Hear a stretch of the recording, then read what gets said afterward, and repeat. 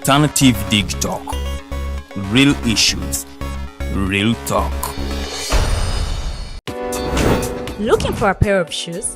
Let's Up Stores has a wide range of selection for unisex footwear. We have the best quality of all brands at pocket-friendly prices, and we make deliveries countrywide. Just place your order or reach us on 0772 08 0090. You can also check up at Let's Up Stores on all our social media platforms. Let's Up, craft your own footprints.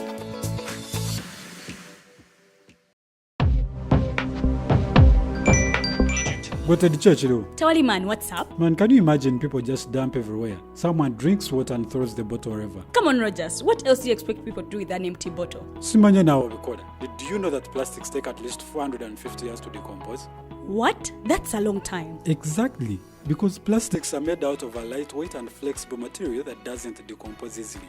And plastics everywhere in the environment cause plastic pollution. What is plastic pollution now? It is the accumulation of plastic waste in the environment, like bottles, polythene bags, straws. All of these contribute to plastic pollution. I have been using them without knowing their effect. Yeah, a lot of people have. Plastics are a danger to the ecosystem, both on land and in water. So how can we overcome this problem? Is there something we can do? Oh yes, we can reduce by minimizing the use of plastics, reuse by repurposing them, or recycle by collecting and processing them into new products. Everyone wants to change the world, but no one wants to change themselves for the world. How about we change our habits for the world? And it starts with me and you. This message is brought to you by Alternative Digitalk.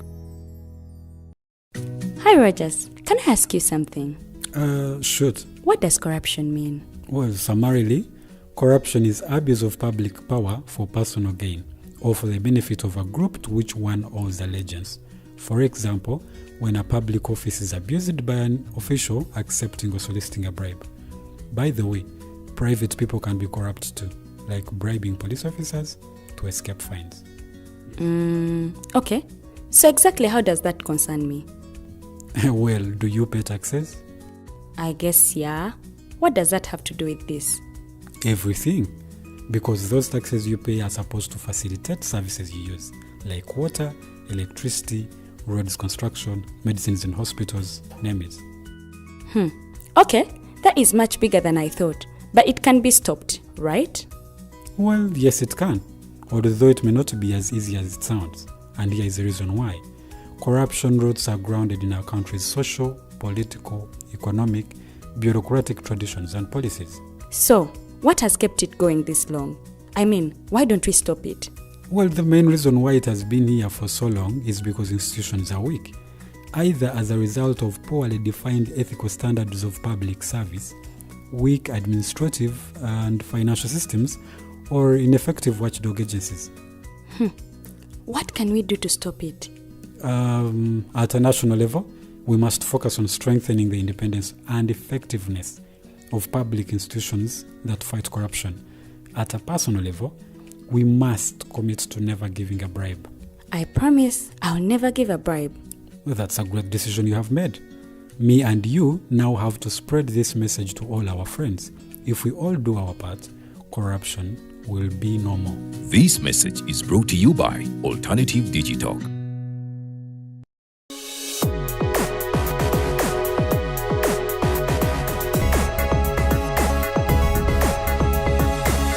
The Alternative Digitalk. Real issues, real talk.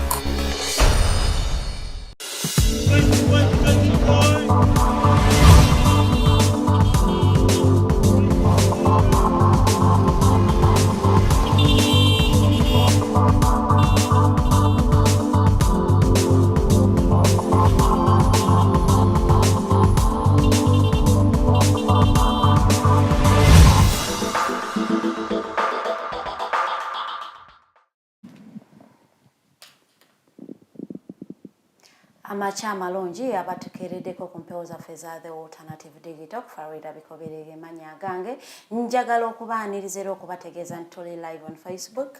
Sobola ogendayo n'otulikinga n'otufollowinga teweerabira okunyiga notification button basobola okuba nga ate bakuwa notification everywhere when we go live.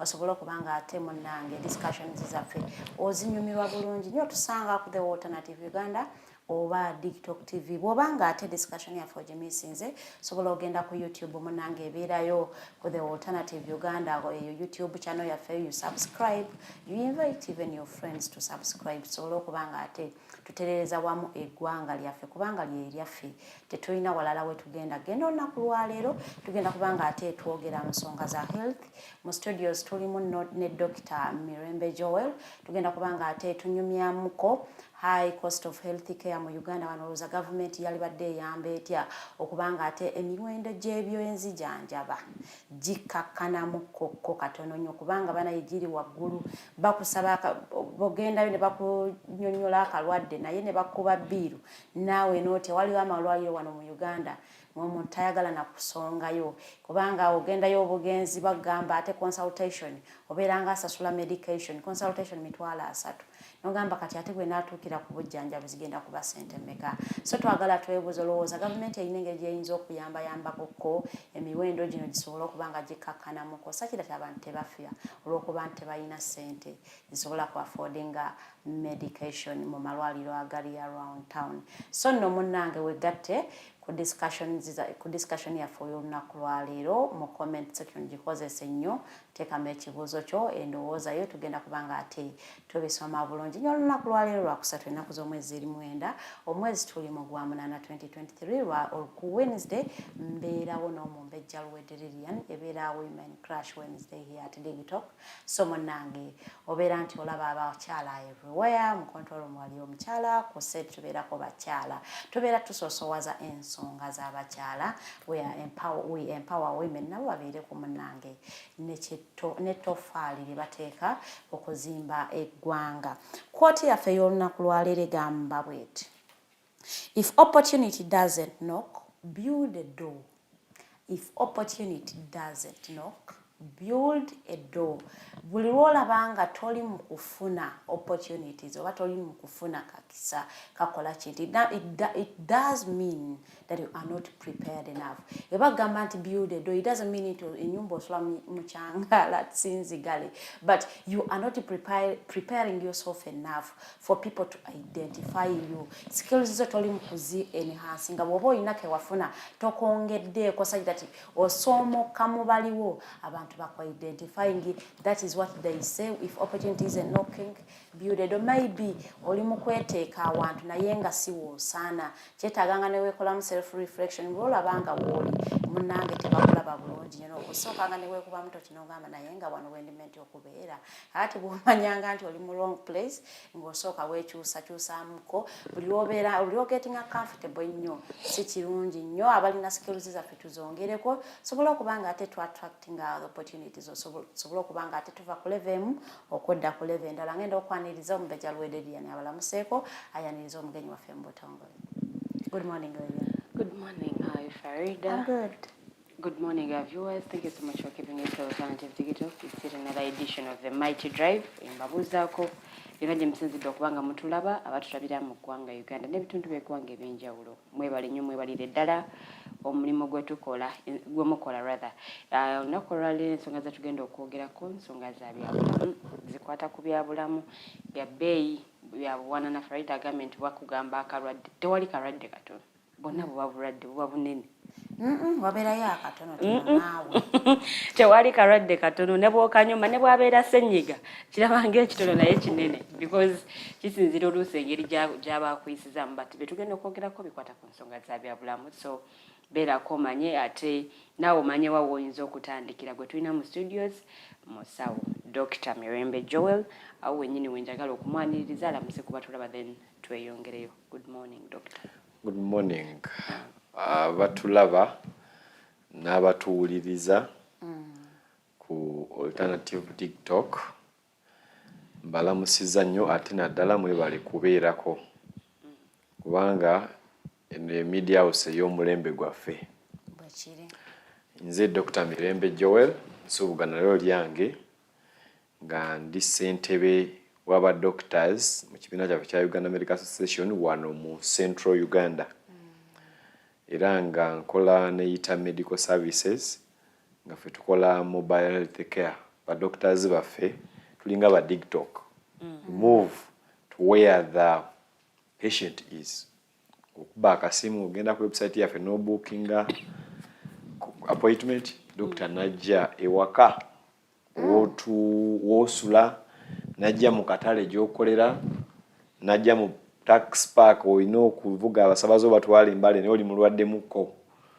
doctor jja n'akukebera n'akuwa eddagala gwate nno n'oddayo ku steering n'ogenda n'okola ki n'okola sawo mbasasudde kituufu oba olina okusasula si byaweerere olw'ensonga badoctors tebalina petrol station babanya mafuta ga bwerere balandiro nabo babasaba rent including where we bakolera era n'ebikola bagula bigule ate nabo engeri gye batwala obudde ate obuwanvu n'okusinga abantu abalamu kuwuka mu mulimu ogwo balina abaana balina abazadde balina ba dependents so tulina okusasulira obuweereza bwabwe nga nabo era bwe basasulira obuweereza bw'abantu abaki abalala n'ekirala nti ndi mulwanirizi ama health equity advocate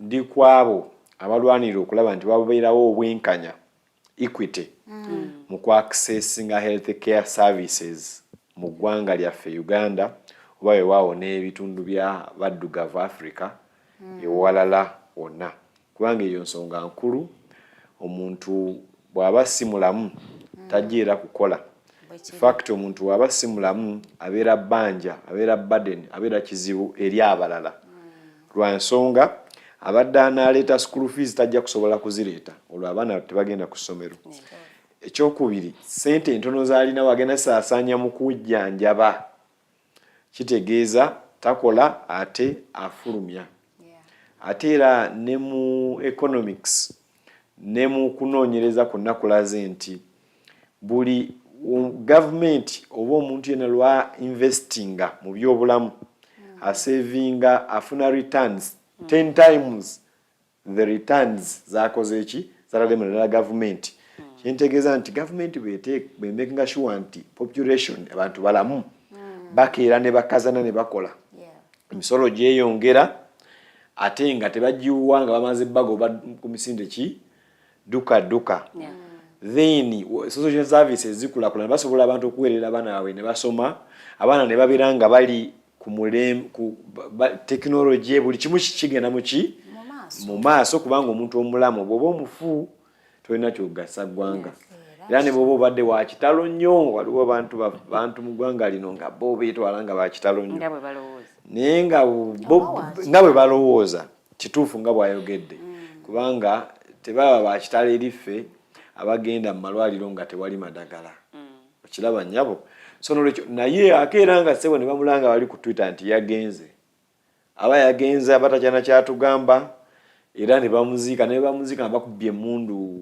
10 kompola era abakoze ki agenze abatakyana kyasobola gataka so nolwekyo ebyobulamu nsonga nkulu nnyo era mbeebaza olw'okuleeta omulamwa guno tugwogereko leero. So ogambye nti government erina okuinvestinga ennyo mu byobulamu abantu bali babeera balamu kimultiplyinga 10 times. Yawa ebyobulamu ebyinvestizeemu. Nja kusooka kubuuza nti gavumenti abatulaba namwe ba host ekisooka ffe bwe tulaba gavumenti yaffe erina interest oba erina interest mu Luganda olutuufu yekiriwa erina endowooza obwagazi obusoosowaza ebyobulamu by'abantu kyo kibuuzo kikulu kubanga omuntu okukola ne president of course azakyogera omuntu okukola ekintu alina okusooka n'akifunamu n'obwagazi kaakati bannayuganda bo balina interest okubeera abalamu balina kati ebibuuzo ebyo bw'omala obiddamu ebisigadde bijja kwanguwa mu 2000 ndowooza emyaka egiyise nga 20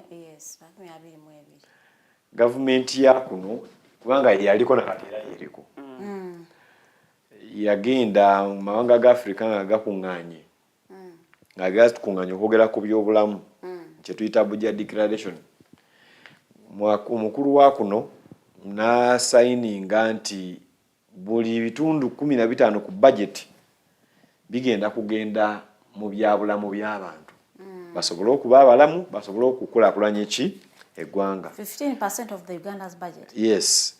Naye nja kubuulira nti tetutuukangako nako 10 ne 9 tetugituukangako emyaka 2 mabega. Eggwanga emabega awo lyalina abantu batono bukadde 11 ku bukadde 2 ng'era tulina abasawo batini. Nojja kwekendereza nti abasawo tebanakyenkana kweyongerako ate nga tuli obukadde 4. Tulaba bajeti yokka ekulaga. Mwakyalo nagambye nti president yabyogerako kirungi okwogera. Naye nze ndimukkiriza okwogera okutaliiko bikolwa. Bayibuli naye tugamba kukkiriza okutaliiko bikolwa kuba kuki? Kuba kufuukwogera just obukkiriza bukkiriza. Nti nsobola okutambulayo nengenda mu kibuga nenoonyayo abasitula emigugu nengisitula nensobola okufunayo 15,000 nenzifunamu ekyokulya. Naye bw'otava wooli kuseetula kigere n'otambula mazima 15,000 tezijja kujja. So gavumenti eringa erimu ebiseera ebimu ebeeranga wishful thinker nti okweyagaliza ekintu ninga ate tokola kikyetaagisa kukikola kukifuna toseetula bigere kulwana. So waliwo challenge nene mu byobulamu nga bwe tujja obimenyaamenya olwaleero kubanga ebyobulamu birina empagi kwe bitambulira. Empagi emu kusooka obukulembeze obw'eggwanga n'obwa specific ministry oba ministry mu Luganda kwe ekitongole ekivunaanyizibwa ku byobulamu obukulembeze bwakyo. Then obukulembeze waggulu kubanga obukulembeze waggulu parliament ne executive byebivujjirira byebisalawo ssente mmeka ezigenda mu bitongole bino. Executive yeronda minister oba baminisita abakulira ebitongole bino yeronda permanent secretary yeronda director general oba director general ye technical head wa minister of health yeronda abacommissioners abo abakulembeze abatula ku kitebe ky'ebyobuki ebulamu yeronda abadirector b'amalwaliro era executive yeronda almost everywhere n'abalala bali appointed ababikola bakikola on behalf of the executive. So kitegeeza ki obukulembeze governance kintu kikulu nnyo. Then finance ewatali sente tewali kigenda kutambula. Olw'ensonga abasawo ne babeerawo awo bwe bati nga tebalina equipment za laboratory nga tebalina misaala mirungi nga tebalina we basula nga tebalina za ambulances zipiikinga bafunye emergencies nga omuntu bwagwa kabenja akadde kabusaba musula mu pickup kikabangali kya police ne balyoka bamuleeta nga abo bafunye injuries eziri grave nga ziwaseninze olwensonga bamuleese nga abasibye omugugu gwa kasasiro bino ebimotoka ebikuŋŋanya kaki kasasiro nga sente weba teziriwo health care teriiwo. Si buli kiri mu health care nti kya sente kubanga niye buli kimu ekyo ekitali kya sente okukitambuza wetaaga ki sente. Of course waliwo ekintu empagi endala be bakozi mu health sector mwe muli abasawo human resource for health mwe muli ba administrators mwe muli n'abantu abaki abalala aba support staff bakirina n'ebyo byonna biki kikulu nnyo. Human resource is a core bw'oba oyagala kuzimba health care sector ki entuufu. Then mulimu public health of course yeegendamu bino byonna already byenkoze ki byemmenye kati so bwe tuba tusazeewo ne tukomaayo pira ziringa osanga 6 eziyimirizaawo ebyobulamu. Pira zino human resource finance, governance zezitwala ate ziri zonna endala zonna. So bwe tuba tetuziwadde makulu tetusuubira bya bulamu kuba birungi, tetusuubira bya bulamu kuba nga biri accessible ng'omuntu omuwejjere abanze nsibuka mawokota eri musaza la Ssaabasajja Kabaka era mpira gy'amasaza tukyali bakubirawo mu kibinja Gomba yagezzaako tujjawo naye tukomawo Gomba tujja so kakati emipiira egyo nsonga laki nkyogeddeko nga tuli ku byabulamu y'emu ku ngeri y'okupromotinga ebyobulamu. Abantu bwe bakola exercise, abantu bwe bawummulamu nga bagenza okulaba omupiira ne basanyukamu obulamu bukola ki? Budde obujja. Si kya just masanyu wabula kirelivinga stress, so kiyamba okuwipinga abantu nga bali healthy. So ate n'ekirala abantu bakolerako ssente, abajja okutunda amazzi, abajja okutunda ebyokulya, abajja okwokya ennyama y'engundi n'eyagundi.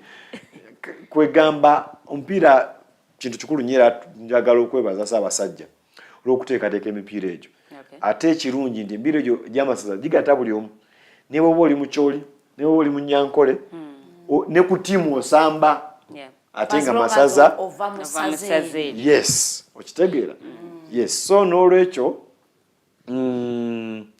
mbadde njogera ku pillars. Pillars ezo nkulu nnyo. Kaakati ekibuuzo kye twagala okubuuza olwaleero, emboozi yaffe eri ku cost of health care. Health care world over ya bbeeyi. Health care ebyobulamu mu nsi yonna bya buseere, oba bw'ibanga si bya buseere byetaaga ssente. Bw'ogenda ne bakukebera malaria oba ne bakebera siriimu ku bwereere, waliwo eyasasudde gw'otamanyi gwe, ne waliwo eyakoze ki? Sasudde. For example, HIV services, TB services singa zibadde abavujjirizi b'obuyambi, abagabi b'obuyambi, mu luzungu bwe mugamba mbu aba development partners, naye bali betusabiriza ebbanga lyonna babadde nga be bateekamu ssente ng'okufuna okukebererwa, okufuna eddagala eryo. Kiraba? Kati katwogereho eddagala lyetufuna ery'obwereere kitooke. So waliwo abakola ki? Abasasula. Kati nze ndi Munnayuganda era nga bwe mbagambye njagala nnyo okulaba nti buli muntu bw'aba alwadde afuna ebyobulamu ebyo mu bwangu ate nga bya mutindo. Naye katusooke tubuuze bajeti yaffe eya health sector, ffe nga Bannayuganda gavumenti yaffe ssente ezaffe eteekamu mmeka? Ojja kusanga over 47% health budget yaffe mu buvujjirizi wa nsimbi ateekamu ki? Ssente ab'ebweru be batuwa kaki? Nga gavumenti direct funding ku health sector eri around 18%. Gavumenti omusolo gwaffe gweteekamu. Era n'ebiro bye tugenda ne tugenda e Mulago n'ogenda ku health center 3 mu kyalo kyo, ojja kusanga nga services ziriyo dona money. Kati ekibuuzo ffe ezaffe ziragawa? Zitukuuma. Banaakuuma mirambo. Nati n'ensalo nazo zeetaagako obukuumi. However much twetaaga okubeera abalamu n'eggwanga lyetaaga okubeera security. Ssente zitukuuma. Ate bwebabeerawo willing giver, why wouldn't I be a willing getter? Anti willing giver yakusalirawo kikyakuwa. Yakusalirawo kikyakuwa, yakusalirawo bakujjanjaba batya, ate bw'omala n'ogamba nze tosobola kwogera ku kikwata wange. Ng'ate obuyambi obukuuma ab'ewuwo obujjawuwe. Ate ng'emmere, amanda agagifumba, sigiri, obuliri, emikeeka gy'omu nju yo yabigula, ne bwe biggwawo yabizzaawo. Kitegeera. So wakyaliwo challenge ku financinga health care. Naye katubuuze ki ekireetedde ebyobulamu okubeeyo okukanama? Okulinnya buli kadde. Kubanga abantu babadde topic binakyaliza bagamba nedda twongere ku mutindo gw'ebyobulamu. Ne ebbeeyi yaabyo, cost yaabyo enayo ekwata ku mutindo. nga tukyali bato baatugambanga nti teri ddwaliro lisinga mutindo ddwaliro lya gavumenti. Bwe gwali luli. Era bwenze bwe nali nsoma nga tusalawo okusoma obwa dokita. Buli dokita gwe nalabangako nga yeegombesa kwogera mu kutambula mu bikolwa bye nga ne boogenda mu ddwaliro environment yanjawulo nga bakututteyo bagenda kuba akayiso naye nga akayiso kale kaluma naye ng'oyagala okulaba ddwaliro nga wanjawulo. Era waliwo omu ku ba profesa baffe myaka ng'etaano yagamba it was prestigious to be a doctor. Ebiseera biri. And he didn't lie. Naye prestige ye ekyaliwo. Gw'olowooza wandiyagadde n'ogenda mu ddwaliro jjanjaba omulwadde dokita nga ayambadde bubi akooye munyiivu. Ezo nsonga nkulu. Kati kalendera amalwaliro ga gavumenti katwogere ku staffing levels. Buli weetaaga badokita 10 mu ddwaliro lya gavumenti waliwo 4. 6 teri baliwo. Sigamba nti eggwanga teririna badokita abo libalina. Owulira? Era we bali abamu tebalina na mirimu abalala bali mukola mu private ni gavumenti teba employees. Kati dokita badokita bana bakole mulimu gwa badokita 10. Ekisooka bagenda kowa. Getting frustrated. Ate bagukola naye nga wasindika omuntu bamukebera malaria. Ate malaria taliwo. Ate asooka adduke ku pharmacy eri okumpi agula akakiti kamaki kamalaria. Mama asooka adduka agule kamama kit. Mama asooka adduke babanga bitabuse wa kulongosa adduka agule eddagala eryokumusirisa. Kati ono boda gwe yatomedde yazirise. Tumuwandise tukudde nze we nali ndi medical intern Mulago. Nga ntambula n'empapula zange mu kakliniko kooti kange. Era bw'ojja poliisi ekuleese nga nkuwandikira lisiti gula kino nga nkapapula nkateekaawo k'oyo omulwadde atassa. Ali atassa wabula ali mu buzibu okussa kuba abo batossa oba okoze eki oba ofudde. Kaakati omuntu oyo tugenda kusooka tunoonya abeewaabwe bajje bano baleete ssente. Kati ebiseera ebisinga nga bajja nga ne ssente bazina balina kuddayo kutunda nkoko, balina kuddayo kusooka kutunda ku poloti n'ebintu ebirala ebityo. Yeetaaga olo CT scan, yeetaaga ebintu tebiriiwo. Ate nga gavumenti abantu yabagamba malwaliro ga gavumenti buno si bulimba mugembe oba wali ogenzeko mu ddwaliro ga gavumenti osanga ku bisenge obujjanjabi bwabwereere. Tewaba kusaba ssente. Tewaba kusaba eki? Yadde nusu ekikumi. Yadde nusu ekiki? Ekikumi. Kati obujjanjabi bwabwereere. Naye omuntu bw'ajja mu ddwaliro ng'afuna reality nti ne sikaani yeetaaga rehabilitation mitwalo ng'etaano mitwalo nga 10 oba 3 efa n'emmala emyezi 3 nga tetukoleddwa. Kati emyezi 3 abantu bali kuki? National Medical Store budget yayo tegisobozesa kuba waddagala limala kumala mwezi mulamba. Bagenda ne baleeta eddagala kubanga waliwo challenge mu leadership nagambye waliwo governance. Bwe baprocuring eddagala abantu libatyetaaga abasawo banaali bawakumpaka nga tebalyetaaga. Tewali ddagala li expiring nga liri needed. Era 99% kuli baba bali procuring nga teryali ki nga tewaliwo needs assessment. Obukulembeze anti ensonga nkulu nagambye. Okitegeera? Nga tetunatuuka wali ewa minisita. Olwo obukulembeze buno obusookerwako obw'emitendera egy'enjawulo. Obukulembeze wani abuteekawo. Ani abulondoola, ani abusupervising. Beesinga ku ky'okuprocuring eddagala lino. Literally wandibadde okukola needs assessment. Era waliwo systems 2. System emu nti abakulu batuula eno waggulu. Ne bagamba abantu ndowooza beetaaga eddagala lino ne bali procuring nga ne balitwalayo.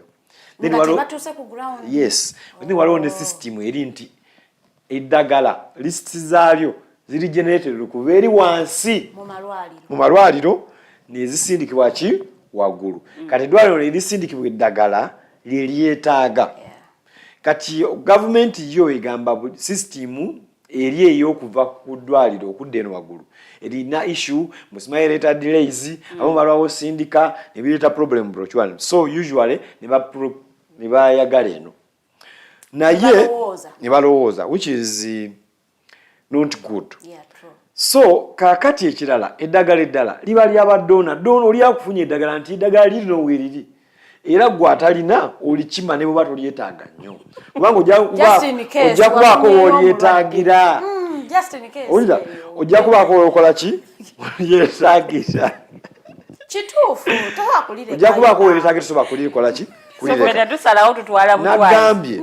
nagambye bw'oba tokusobola kugula mmere wakaawo owulira neiba n'akuwa muwogo ojja kulya muwogo paka lw'oliyiya amagezi agakola ensimbi oba agakola partnership oba agakola emikwano ogule kacere ogule katooke olye ku njenyanja olye ku mputa otherwise muwogo ne mukene forever era abaana bo bafune malnutrition yentegeeza endya embi kati n'ebyobulamu birimu endya embi so literally government egenda ne procuring eddagala lyetuteetaaga kisoboka ku medical stores kubanga ogenda okusanga nga basitutte eddagala ery'okulongoosa bamaama ku health center 3 tewaliyo theatre tewaliyo doctor kubanga mu Uganda tewali health center 3 erina doctor olira zirina zonna bannansi Katonda zayambye ne ziba ne clinical officer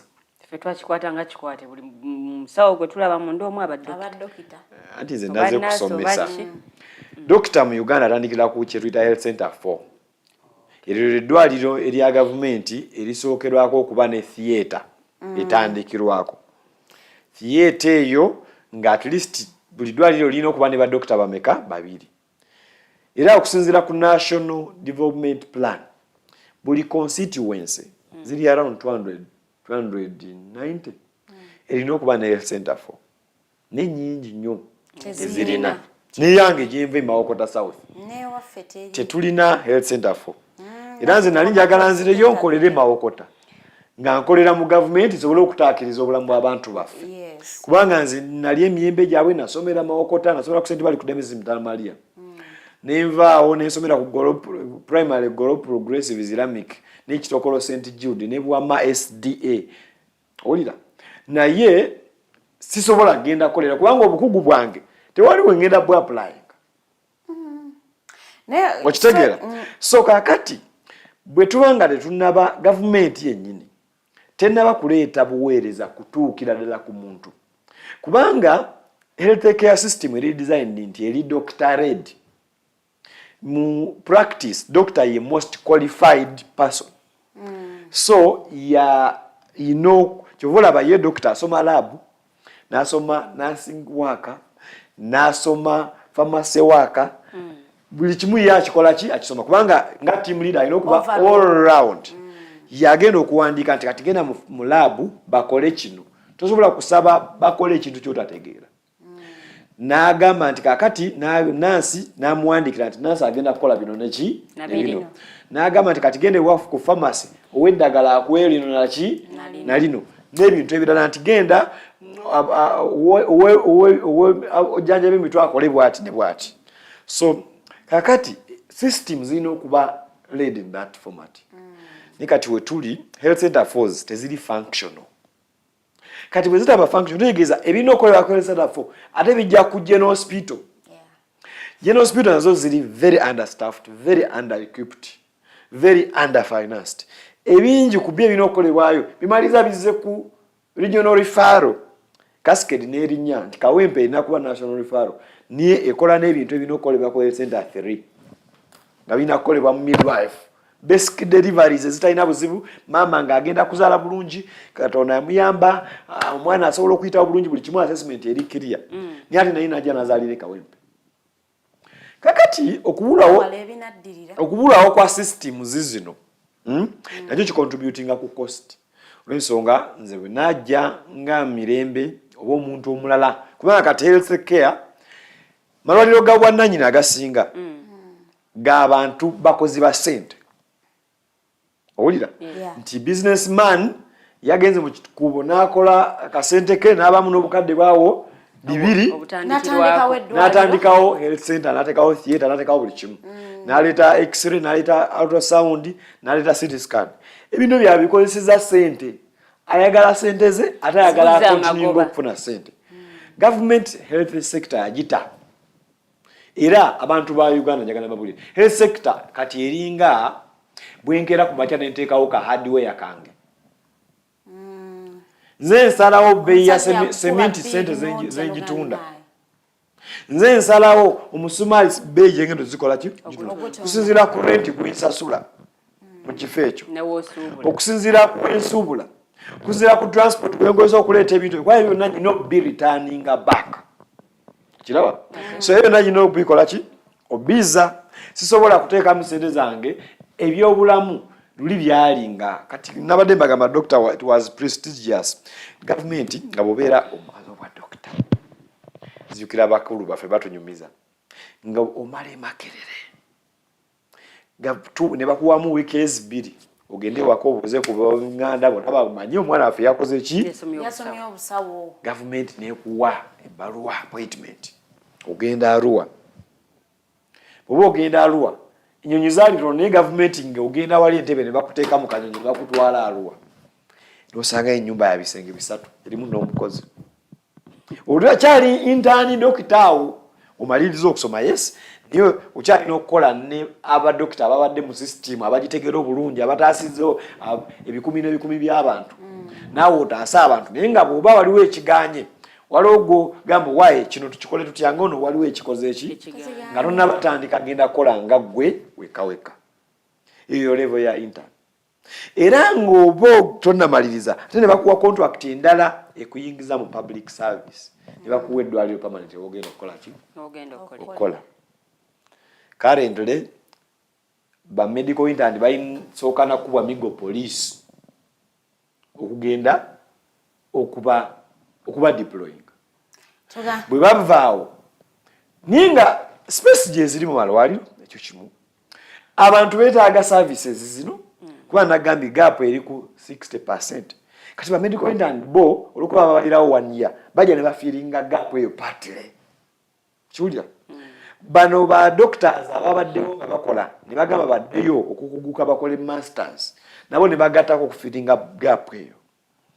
Naye currently government ekitayagala na kubasasula kyogenzi zonna endala zibasasula sigamba nti Uganda yanjawulo erina kyeyekoze ekyenjawulo. Ensi ezikulaakulanye ensi enjavu zonna zisasula baitani doctors kubanga bano abantu sigamba nti bamaliriza okusoma neti za international standard bw'oba yagadde bw'oba gwe oyagala kujjanjaba abantu bulamu bw'omuntu bwe bugenda tebudda. Owulira si kapeeni kano bwe kamenyeka ngenda genangula akaki bulamu buba bugenze. Ensonga lwaki bateekamu international standard oba omaze okusoma kituufu university egamba obisobola byonna si kugezesebwa bakuyita kukakata mu Luganda olutuufu banamumulire mwe mubuuzaabuuza nnyo oluusi ebigambo kukakata kitegeeze mmanyi olwedde kyenkola noyina okukakata kiringa omwana atambula owulira naye waliwo waba atambula empola atambula bwagwa bwayimuka owulira kukakata. So n'olwekyo kakati bwe tubanga tetwagala kusasula na ba intern doctors bano babawadde miliyoni buli mwezi miliyoni baade luli babasasula mmeka nze simanyi naye nga gavumenti luli yali abantu bane bawe enju tekyabawa yali bawe emmere teyakola ki tekyabawa ssente ezo ku mu areas eziri malwaliro aga manene we bakolera si za katanga Buganda wa tugambe nti mweyongedde obungi ensonga lwaki gavumenti tekyasobola si bangi obwo bulimba bwe bagenda bapeltinga. In fact ba exaggerating ne number nti wano bali 19 bagenza okudeployinga nga tebali 19 ne bakwata kubema bega kokoti yemabega ne bagattawo gap okujjuza ekituli okulaba nti tewabeerawo nti mwagaye bali 19 nga tebaweze. Owulira niwe baba in fact bonna ne babawo emirimu mu government tusigaza gap. Ekisibu kiri kimu political will. Sente ziba n'abasasanyisa Political will. Sente weziri. Lwaki weziri? Kati tu analyzing budget. Ministry yenini be batugamba. Tugende ku budget gye twasembyeyo okuyisa. Tutunule mu budget y'ebyobulamu, tulule mu budget endala. Ate no budget eno gye basa ebyobulamu babisazeeko kubanga last year n'eddagala baalisaze yaliko waggulu budget ya this year akati ni akabaddewo nako bakakendezeza naye baminisita bakyasobola okulinnyonnyola ne bafuna PDM ya bukadde busatu buli lunaku kumala mwezi. Baminisita bwe balwala Kenya mirimu mitongole Kenya eyo nsi ya Uganda nsi ya Africa in fact banneighbor tusalagana nabo ensalo gye baddukira ne baddukira India ne baddukira Germany. Lwaki nabo tebajja emulago ne bajja ekirudu ne bajja ekawempe ne bagenda embalala ne bagenda mu Gulu Regional Referral Yumbe n'amalwaliro ago and the like. Olira lwaki tebagenda mu Kabale Regional Referral Hospital fena ne tulwanira eyo buli omu n'alwanira obulamu. Lwaki bo balowooza obulamu bwabwe bwa mugaso okukira bannayuganda ababasasula omusaala abateeka amafuta mu mmotoka zaabwe abasasula security gye bakozesa ababasasulira enju ze basulamu e Kampala kuba bangi bonna tebalina nju Kampala wano. Olira bakolera buli kimu kuba basurvivingira kuffe. Lwaki bo baagala ogende bweru? Kituba tubagamba ebyobulamu babiteekemu omugaso babisoosowaze. Kakati gavumenti bw'eneeba eri serious waliwo tried tested mechanism ez'okufinancing ebyobulamu ng'eziriwa gwe Farida n'obanga osobola okuba olwala ate tosooka kubaira ba Luganda bonna ne mukola ne meeting y'ekika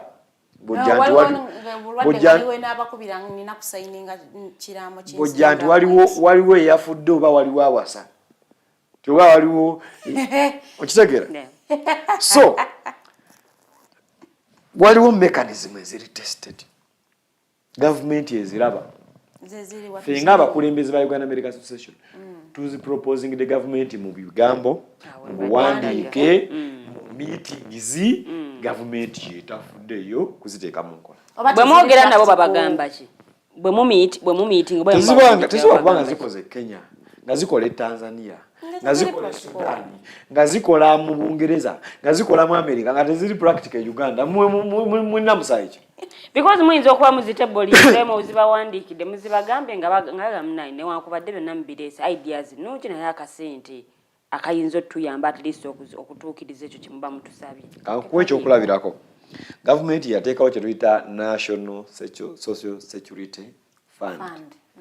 Sente ezo ng'abantu ozifunako alina okuba nga wezezza emyaka simanya nkaaga n'okudda waki 5 basazeeko ko ne batubuuza 5 kati gavumenti yateekawo ekyo eyagala mbu obeere bulungi after emyaka 5 mu emeka mu 5 okyogedde bubi kinkolectinga eyagala obusente obwo kuyambeko ng'owuumudde okukola webale kuyambeko ng'owuumudde okola ki okukola kuno okukola kwa buli naye ate tefaayo oba onootuukayo ku myaka egyo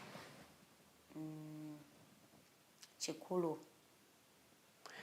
tosobola kubanga otaddewo fandi enendiisa n'ennywesa n'embeezaawo nga nkaddiye ng'ate tofuddeeyo kulaba ngeri gye ntuukamu ku bukadde obwo. Batugamba so omuntu kati munnayuganda emyaka gy'ayinza okufiirako giringa mu 59 okusinziira ku statistics zaabwe 6 kale katugambe 6 kuba kati bagemebwa 6 kila diseases bazigema kale omuntu nasobola twebaza abadona olw'okutugulira vaccines kubanga vaccines ezo tezigula ku mugwa sente zo z'omuwoyo musolo those are donor vaccines eza covid wano twazikabiranga mutuyambe sente zaffe obukadde wali ba 18 wali bugenda okugula vaccine 18 obukadde 18 obwo bwasookerwako owulira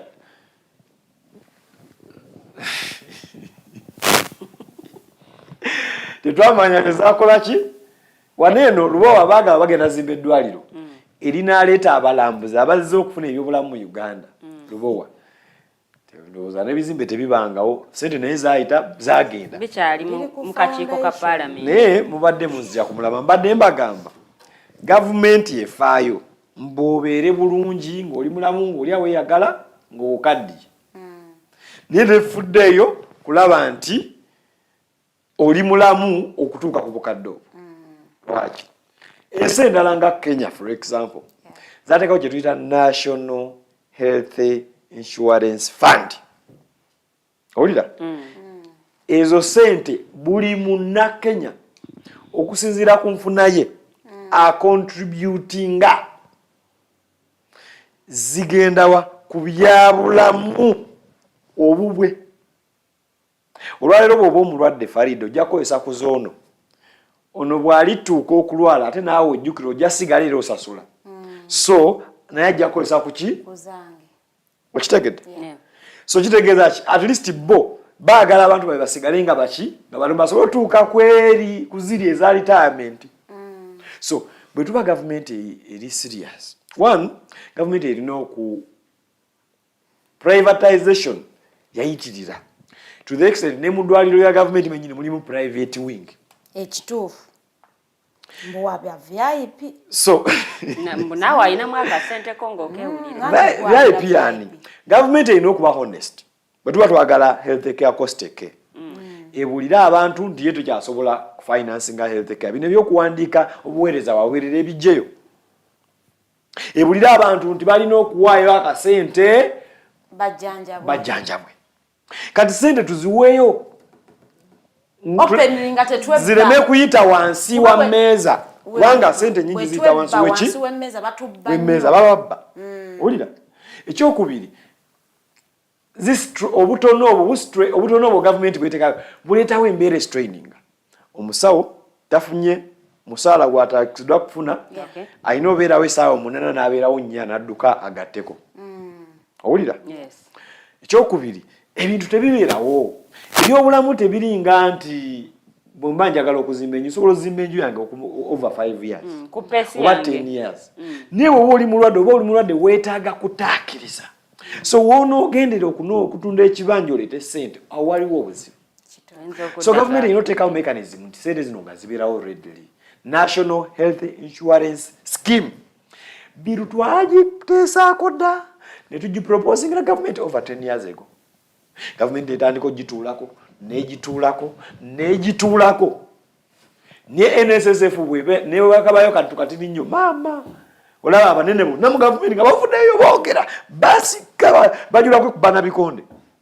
kubanga kali akasente bako kibakakozesa zino ze batasuubira kubanga bazitwala kubanga zijja kuba abantu balwala obudde bwonna bajja kuba bazikozesa teziringa za NSSF nti owaya akasente ko kagendayo ne bagamba tukakuterekedde zino ne batuguliramu ettaka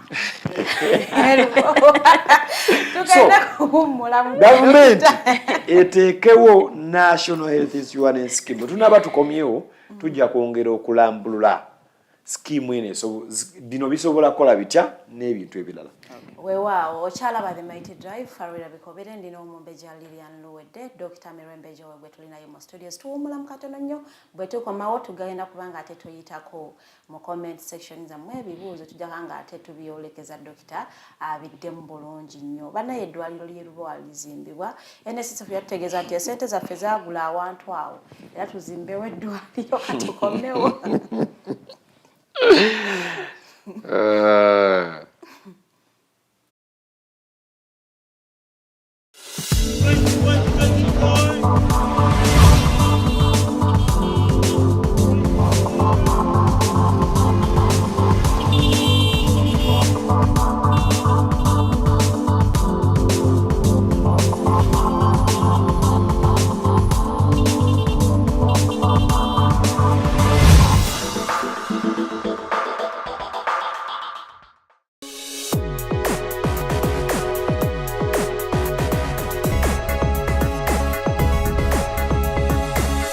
The Alternative Digitalk. Real issues, real talk. Hi Rogers, can I ask you something? Shoot. What does corruption mean? Well, summarily, corruption is abuse of public power for personal gain or for the benefit of a group to which one owes allegiance. For example, when a public office is abused by an official accepting or soliciting a bribe. By the way, private people can be corrupt too, like bribing police officers to escape fines. Okay. So exactly how does that concern me? Well, do you pay taxes? I guess, yeah. What does that have to do with this? Everything. Because those taxes you pay are supposed to facilitate services you use, like water, electricity, roads construction, medicines in hospitals, name it. Okay, that is much bigger than I thought. But it can be stopped, right? Well, yes it can, although it may not be as easy as it sounds. And here is the reason why. Corruption roots are grounded in our country's social, political, economic, bureaucratic traditions and policies. So, what has kept it going this long? I mean, why don't we stop it? Well, the main reason why it has been here for so long is because institutions are weak, either as a result of poorly defined ethical standards of public service, weak administrative and financial systems, or ineffective watchdog agencies. What can we do to stop it? At a national level, we must focus on strengthening the independence and effectiveness of public institutions that fight corruption. At a personal level, we must commit to never giving a bribe. I promise I'll never give a bribe. Well, that's a great decision you have made. Me and you now have to spread this message to all our friends. If we all do our part, corruption will be no more. This message is brought to you by Alternative Digitalk.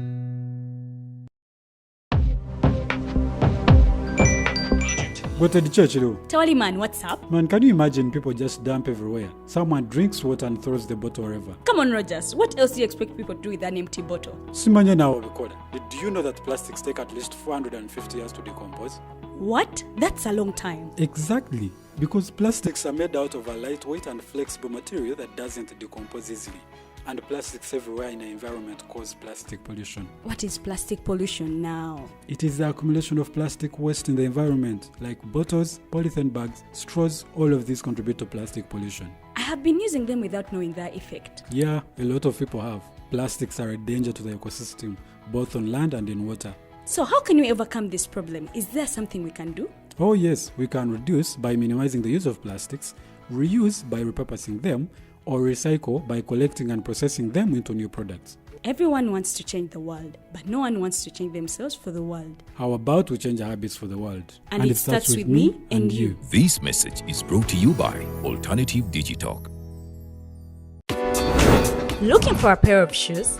Les Hub Stores has a wide range of selection for unisex footwear. We have the best quality of all brands at pocket-friendly prices, and we make deliveries countrywide. Just place your order or reach us on 0772 08 0090. You can also check up at Les Hub Stores on all our social media platforms. Les Hub, craft your own footprints.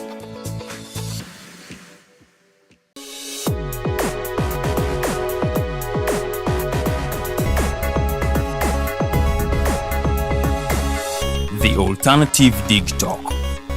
Real issues, real talk.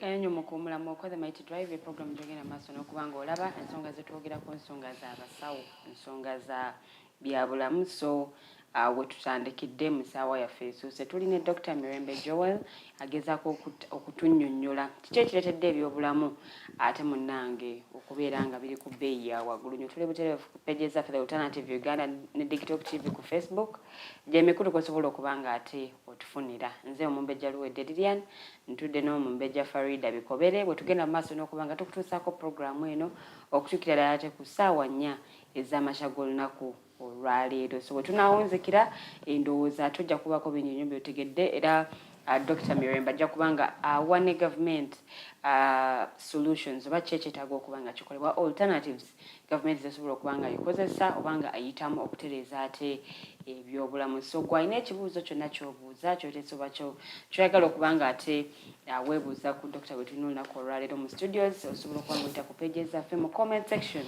Teekayo endowoozayo omukulu ate ebibuuzo Omumbejja Friday ajja kuba nga asoma ebibuuzo omukulu ate munnange asobole okuba nga byonna biddamu. Naye Dokita njagadde okudda ewuwo waliwo aŋŋambye nti okubaawo kw'amalwaliro gano ag'obwannannyini kyekiviiriddeko ebyobulamu okuba nga biri waggulu because kati ono mu malwaliro g'obwannannyini oli bw'aba nga asasulira neno mu gavumenti of omusawo ajja kusuubirayo akasente akatonotono kaaba akugjamu okusobola okuba nga naye yeebeezaawo ate nga naawe ofuna obujjanjabi bw'oyagala obw'omutindo. Ndowooza ekyo partly si kituufu.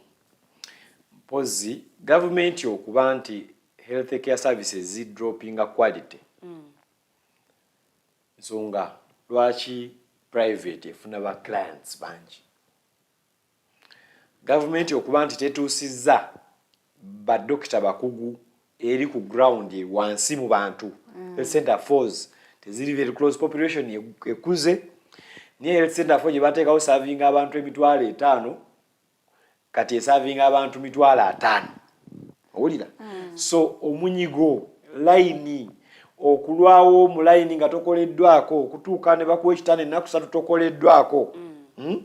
Kipushinza abantu okufuna alternative mu private. Ne mu private bakakaaluka n'okusasula. Abamu balemererwa n'okukola ki n'okusasula. Naye omuntu aba talina kyakola ki kyakola aba atakiriza bulamu kyovula abamu batunze ebibanja nga bejjanjaba.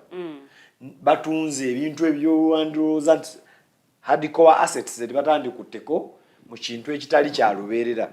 So then waliwo obuzibu omanyi nga bwe nagambye obukulembeze governance is a core oyepiira mu health care sector. Kati bw'otuuka mu environment wali eri ddagala teririiwo bwe lijja wiiki ebbiri ez'omwezi tezikola ki terijja. Waliwo National Medical Supply wemmaze ndowooza nga sayiko nga nnyanga tesupplyinga ddagala nga bwe supplyinga ereeta nomosalayini gana mazzi gloves n'ebintu ebirala era nabyo ne biggwawo ate maki mangu. Nze obwe namanyira nti waliwo obulumi mu byobulamu nali ndi mu mwaka gwa 3 nga tutandise okukola ku bantu. Olwogenda mu intanio nga tuli mu intani gye twandiyise intani eno eya bulijjo okugezesebwa. Tusomye omwaka ogusooka tusomye omwaka ogwokubiri amagezi katugalira katutandise okugatwala okuga-applyinga. Lekishara ali wano naawe oli wano okola akulaba. Owulira? So nalaba abantu nga bafa nga omusomesa wange amanyi ekyokukola nange ng'akinjigiriza nkimanyi. Owulira? Naye ng'ekibatta ddagala teririiwo. Ekibatta theatre ntono. So basobola kukola ku bantu 2 naye nga waliwo abantu 50 abatasobola service za private. So delay mu kureceiving care nga abantu bebatta. Abantu okudirenga okufuna eddagala nga lutapa. Omuvubuka omu yali n'emyaka 28 sirimu erabira. Yajja ng'alina obulwadde bwe sitagenda kwogera. Kwa famire ye ndowooza recently tukyayogera. Naye omuvubuka ono yalina obulwadde nga yeetaaga eddagala. Nga teririimu. Liddwaliro lina liddwe tugezesezebwamu regional referral. Eddagala nga teririiwo. N'addayo omukazi we ne batunda amatooke nga amatooke tewali agagula.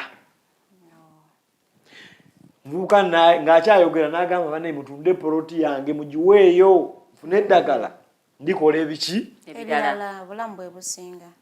Waise nakudefo kati gye tuliko baba akafuna gwe basingidde poloti abawadde akasente bakaleeta. Muvubuka n'azikamu. That pain. Era awo nali ndi muthaide nengamba sijja kukola amalwaliro ga gavumenti nga I can't taken to be stressed over people dying in my hands nga nimanye ekyokola nga sisobola kubataasa okiwulira n'ennyongero kiraba nga ndi mu internship nga maliriza okusoma ndiye mulago omu ku baafa yali my in-law to be nali ndi somewhere mu meeting bankubira esimu bankubira waka sikwata ngamba abe wakanja bakubira olweggulo nabo ndi busy kukuba olweggulo nti gundi ali wali ku kazi wali tebiki kutuukawo nga gundi tagenze ninga wali tebanakola yadde CT scan yadde yali afunye accident bali tebanamu nga bamutadde katanda awo balinda bewe bajje balete sente owulira so nolwekyo embeera eyo ereese nnyo abantu obuteesiga malwaliro ga gavumenti ekintu ekikyamu ennyo kubanga gavumenti ebintu bya gavumenti musolo gwaffe so tulina obikozesa waliwo ebigambibwa nti oluusi ebintu amadagala gano oluusi gavaayo mbw abasawo ne mugakukulira amadagala ago kaŋŋambe bwe nti Abaganda balina olugero nti walugero enjogera nti oyinza okuba n'ekibbo ky'ennyaanya niyo baamu emu ekola ki evunda neereetera oluusi n'ezirinaanya okola ki okuvunda era tulina olugendo nze ndi needira mamba omulya mamba ab'omu ekika kyonna ne bagamba ab'emama muli eki naye nga mazima tetugirya owulira so ndowooza kati awo otegedde waliwo abasawo naturally we are advocates of the poor, we are advocates of the common person. Ni waliwo kaasa oyo system ya governance eri obukulembeze we no dealing naye mu ddwaliro ku ministry owulira challenge ejja nga alina okudiringa ne kaasa nga naye kaasa owulira so system neesigalaawo nagalale kubanga olina obuuza omuntu ebibuuzo lwaki yakoze kino ate naawe agenda kugamba naye kati gwe ate wano ne wano ng'ate gwe ebyo binene okusinga ku bibye kirekeza ogenda kumutira ku liiso nawe olina kusirika okukuta ate ogamba tosasuza abantu CT scan ey'obwereere tosobola kugamba abantu eyo yes CT scan bagisasulira mu malwaliro ga gavumenti gonna era simanyi buweereza government should tell people which buweereza bwa bwereere user fees mu economy ng'eya Uganda zeetaagibwa abantu badde yeri nga basasulira tugambe nti buli lwenzija mu ddwaliro bansasula mu ttwalo ng'ogwo nnyina ogukola ki ogusasula gusigalewo fune service endala at least because batugaa tewali kyosasulira naye ate n'ogenda wesanga ng'emu obisasulira tugambe nti bwenzija obansasula mitwalo 3 naye nga nnyina ogikola ki ogisasula kubanga at the end of the day omaliriza osasudde naye tugende ku National Health Insurance Scheme. Scheme eno oba enteekateeka eno amawanga mangi agakulaakulanyiza waliwo ensinga ebyobulamu bya bwereere complete nga biri free complete kubanga bazze bateekateeka bazze bakiteeka balina enteekateeka balina okwagala balina political will okutuuka ku eyo level so abantu basasula ssente okusinzira ku kufuna kwabwe nga bwolaba basasula NSSF nga sente ezo za byabulamu of course abantu bagenda kubuuza bagenda kuzibba corruption yes corruption is a lot mu government institutions it is a disease cancerous disease almost esusse level za chua nika kati okay bweba weeri kati tuzinga emikono tufe so tugende tutereze obukulembeze owulira tuteekewo contributions ezo eziri fair tuleme kunyigiriza ate side emu manyi government yaleetawo yagamba mwe abakola wano ku Digitalk mulina contracts so mwe mulina okusasula ate abalina amaduuka mu kikuubo bo tebagenda kusasula kaba bagagga okubasinga okiwulira bagagga okukola ki omulimi ali ezirobwe alina faamu ennene erimu ne biliyoni za ssente tagenda ye kusasula owulira nti ate gwe ntani gwe basasula akakadde akamu gwe olina okukola ki sasula. So scheme eveeyo nga buli Munnayuganda alina okukola contribution, alina okuba enrolled ne bana abali ku zero insurance. Kati for example government parastato zaayo zino zi NDA zi UNRA zirina insurance. Lwaki already abantu abasasula emisala emingi ate be balina health insurance. Niye abasasula entono nga abasomesa tebalina health insurance. Olira kati ffe abasawo abakola mu government nze sikola mu government. Niye abasawo abakola mu government benkulembera bangi kosi kulembera aba government n'aba private. Bwalwala akwata mu nsawo ye. Nyo musirikale wa UPDF bwalwala agenda ne nakasera agenda ne bamujjanja bakubwerere. Agenda ensabe ne bamujjanja bakubwerere.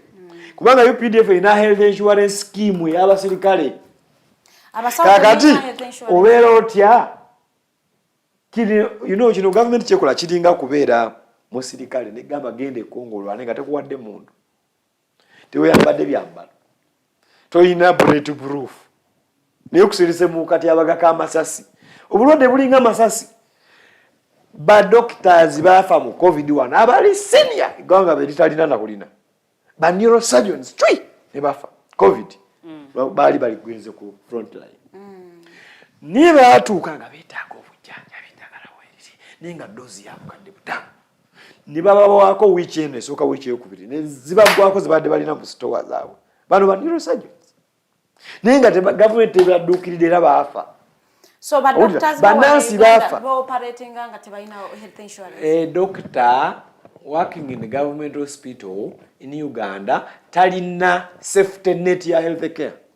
Era bwalwala akwata mu nsawo ye. Era tumuteeka ku kitanda kya public nga abantu abalala abalwadde bene bajja ne bamulaba naye nga obulwadde bumukola ki? Bumutwala. Abadokita abakola mu private nabo tebalina health insurance. Okujjako amalwaliro amatono ate matono nnyo. Very few. Againa local scheme we bakuwaayo nti ojjanjaba wano bw'onooba olwadde tujja kuwa ekitanda eky'obwereere agoga private tujja nasa ajja kukolerako bwereere badokita bano bajja kujja bakukebere ku bwereere kati gosasule eza scan osasule neza CT osasule neza lab. Owulira? Those are very few. Kubanga most of the private health facilities ziri struggling. Even to start live ne basasula ba workers ba entrepreneur ne bafunako ka profit ne basasula rent nebiki nebirala. So no Rachel, it is very dangerous. Government eveeye take health insurance scheme yaba health workers. It is special. Ngewa ebawa advantage ebawa pride to come and work. Well no kwa kati abafira mu Ebola tebabiranga compensated. Iteka legwanga ligamba bo fira mu line of duty you must be compensated 60 times. Olira? Yo normal pay. Na ye tebabanga compensated. Abana baabwe abamu bava masomero. Olira? Abantu baabwe bebali ababa dependingako. Abavuzi ba ambulance bafa, banansi bafa. Waliwo ne ba doctor abatali na Uganda abe Tanzania bafa. They have never been compensated. They died treating Ugandans. Kati lwaki olowooza doctor bwana avaayo ateekewo private facility agenda kucharginga sente ntono? No, agenda kucharginga sente nyingi olw'ensonga alina okusasula rent, ebintu ebikola malwaliro biriko omusolo, ebintu byandibadde birina waiver kubanga omuntu wandibadde nti health care government egifudde business bandibadde basala ku misolo gy'amadagala, misolo gy'ebikola malwaliro. In fact government nze ndowooza yandibadde importing ebintu bino n'ebiwa amalwaliro ganaga private for free negateekako cap wadde scan yange tocharginga beyond this, ocharginga sente za mukozi agenda kukola ku gundi eno ocharginga maybe sente ezogenda okozesa ku rent ntono. Scan yandibadde emitwalo 3 kitundu kitegeeza twandibadde tugifuna abantu babulijjo ku mitwalo ng'ebiri oba mu kitundu ng'ate quality. Kati government bwene ekola ebyo byonna dokita olwo bana abalina amalwaliro g'obwannannyini bo banaalyawo. Bano obulamu tuleme bufuula business. Ensi we tuli kati abantu bagende bainvestinge mu real estate, bainvestinge mu kuzimba enguudo, bainvestinge mu kuzimba amayumba, bainvestinge mu kukola engoye. Investment bazijje mu malwaliro. Naye amalwaliro gandibadde service eri social entrepreneurship.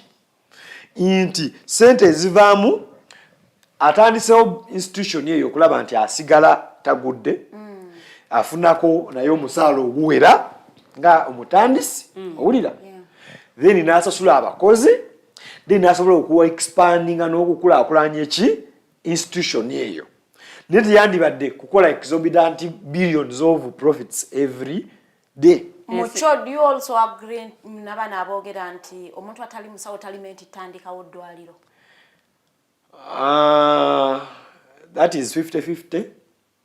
Omusawo bw'atandikawo eddwaliro bw'aba musawo oli atali part of the kawukumi atali part of erinnyanya envundu technically eddwaliro lijja runninga bulungi nnyo kubanga omusawo ajja kubaawo ye kennyini okukola ki kuwa services ezo. Naye businessman yategeera kasente kituufu owulira so twandibadde health care initiatives sigala mu government n'abantu abali technically upright then bo ne bahiringa bana abalala ba administrators ba accountants n'ebirala so ndowooza kyandibadde kyekyo naye all in all twetaaga national health insurance scheme. Twetaaga government okusubsidizinga ku misolo ku bintu ebikozesebwa mu malwaliro. Twetaaga government okusembeza amalwaliro eri abantu agatali ga bizimbe just wabula ebizimbe ebirimu abasawo abakugu ebirimu ebyuma ebikola owulira kati ojja kulaba cases ina health center for maker ntono waliwo Kisenyi ndala health center for njogerako naye abantu abali mu Kampala beetaaga health services ezo ojja kuzaa health center emunge ina kulabirira abantu kakadde ekitasoboka technically so kitegeeza ki government is stratifying referral system ebeere nti alina okukolebwako health center for abeera akolerwako kufo alina okukolebwako ku general hospital wa ku general hospital kati eno waggulu burden ekendeere anti kati Uganda yajja kugenda ku ddwaliro lyonna lyalabye limuli okumpi ne bwabanga mulwadde wa musujja mujja musanga Kiruddu. My friend ekimutwala ekiruddu kubanga Kiruddu erina okuba ne health center egiri okumpi niyewe bateri waina agenda era jagenda Kiruddu nekamboze health ministry naye sente zeefuna n'ekirala ekimutwalayo abantu tebabuuliddwa nti okugenda ku national referral olina okuba ne baluwa ekusindikayo anti edamu ne bwatuukayo bamureceive bwana amalwaliro ga private nanti kati omuntu bw'anajja nga ayebaayeba bona omuzaayo n'afiira mu kkubo niye system erina okutandika ne ba strict abantu nga bakimanyi ni wano tetuspendinga time kusomesa abantu benyini bannayuganda tebategeera system yabo bwetambula. That's another problem. Maybe nga Digitalk nga bwemuinforminga olulala tulina kwogera ku structure ya health care mu Uganda etambula etya. Oyogedde ku bbaluwa esindika omulwadde. Yes. Omuntu abeera mu ddwaliro lya gavumenti temuli mu kumukolako temuyina ddagala n'asaba bannange mumpe omulwadde wange ne mugaana omulwadde paka kufa. Gavumenti erina amateeka nze siri mu gavumenti bwe naba president osaagala agakyusa naye bwe naba president sijja kulinda ate gavumenti ku referring private njateekawo embeera nti gavumenti yesinga best quality best affordable health services in the country kati private yeno strugglinga okolo ennyo abantu n'okugendayo bwe kirina okuba ne mu masomero bwe kirina okukola ki okuba government institutions zina kuba state of the art that we know benchmarking lako unfortunately one it is upside down the other way around kubanga government hospitals ezisiga okuba ne ba consultant mu health care abalungi ni ba consultant abalungi abana kapenike na katabo bisigale nga tibiriwo ndagala teririwo era amalirizo omusanze nakasero omalirizo omusanze muyita medical services gyenkola abamu bagamba kange kumaliriza omusanze ddagala ngende gye ngenda okitegeera so n'olwekyo gavumenti erina bakiyita pull up your socks erina okwekuba mu tooki naye gavumenti eri osimayo benekuba mu tooki kubanga tugigambye tukooye kati mwe abalonda gavumenti mwekubemu nammwe ki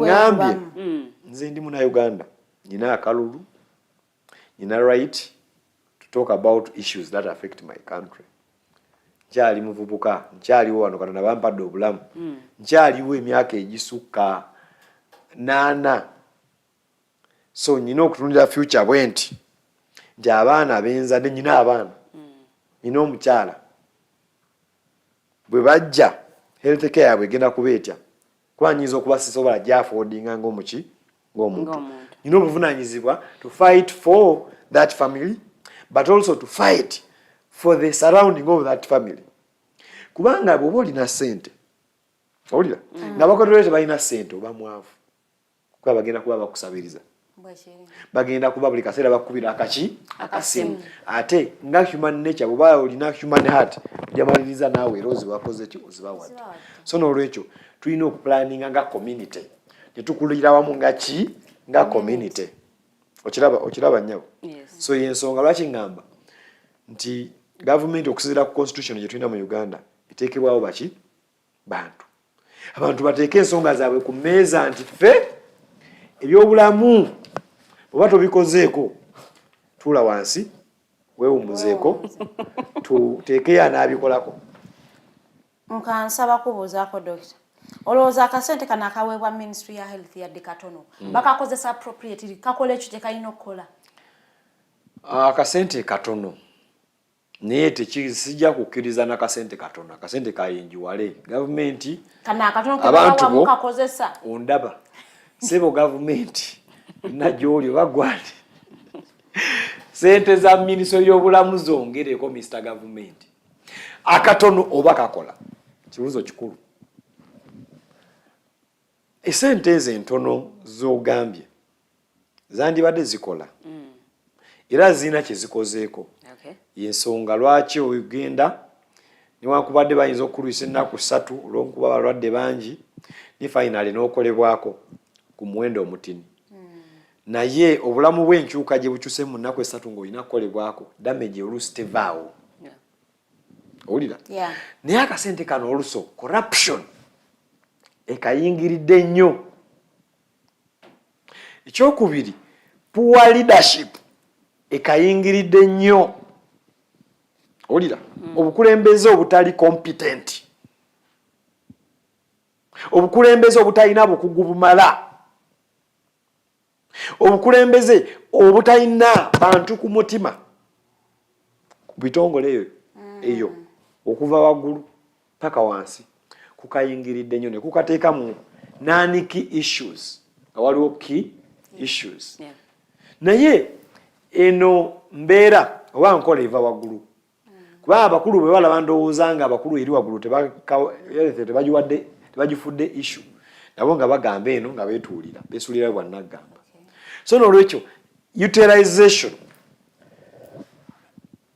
allocation of this money for example kanko ekyokulabirako emyezi 3 okuva mu Gwokuna bannayuganda babadde bafa ffe tubeera mu malwaliro bino temubajja bakkiriza twalayo kamera biraba niye bannayuganda the rate at which people have not been accessing care nga tewali ba intern doctors it was grave waliwo minisita omu mu Buganda yankubira nga alina omulwadde we ekiruddu wano ng'amazima abakugu abalina omukolako bali kitutu naye ennaku 3 nga takoleddwako olw'ensonga tewali badokita abakugu abalina okukola ku zino very severe cases ate bebaze bali mu kukola ku cases eziri minor kuba abalina okukola ku cases entono tebaliiwo gavumenti yatuula butuuze emyezi 3 ngeri mu kulaba ngeri gyeteeka ba doctors bano ne ba nurse bano ne ba pharmacists bano mukatu kyawe bagambe kale tugende tukolereze entono zebakoze eki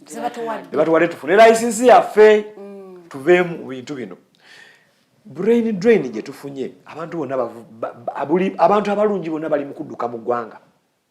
Abantu abalina passion okujjanja bali mu kudduka mu ggwanga bagenda Kenya. Gende Kenya yasangayo Batu Hairwe, ba Msubuga, ba Labongo, ba Komakechi. Ne bali mu kujjanja. Badduka mu US, badduka mu Australia, badduka mu UK. Abantu basazeewo ne bagenda. Ne baddamu n'okusoma kubanga ensi ezimu zikurequiring nga boyagala kola mu nsi zaazo. Oddamu n'osoma kozi gye wasomera emyaka 5 n'oddamu n'ogisomera maybe emyaka nga 2 oba 3. Abantu basazeewo ne bagamba let me go and study again other than working in Uganda as a doctor. And those are very many. Waliwo survey yasembyeyo okolebwa nga 43% of Ugandan trained doctors want to go out of Uganda. 43%. Omanyi kitegeeza ekyo? Omutima gw'eggwanga tebakyaguli. Kati gavumenti ekifo kiraba weekiri ku center gy'osibuka e West Nile. Gavumenti eganye okuwaawo omulimu. Kati okola ekyo ddeyo olime. Nga wayonoona emyaka 6 okusoma. Nga wanyiika ebigende mu kitabo nze banayi nakola PCB man. Nafuna A. Okay? Nesimu physics. My friend, that war was another war. So muntu ayita mu bugubyo twatandika PCB kankulage twatandika PCB math Farida nga tuli abaana twali abaana 25 ku St Mark's College na Magoma. Twagenda okutuuka mu senior sisi nga tuli aba batano nga abiri badduse bakola Egdi ne hatikosa tebasalawo na kudda nti babadde mu pemo ba mu mego ba mu combination bye bimu nanti sala bayo badduka sala bayo yadde naffe twatandika no Farida sala bayo muntu yadduka mu arts class najja mu science class ate salawo lumu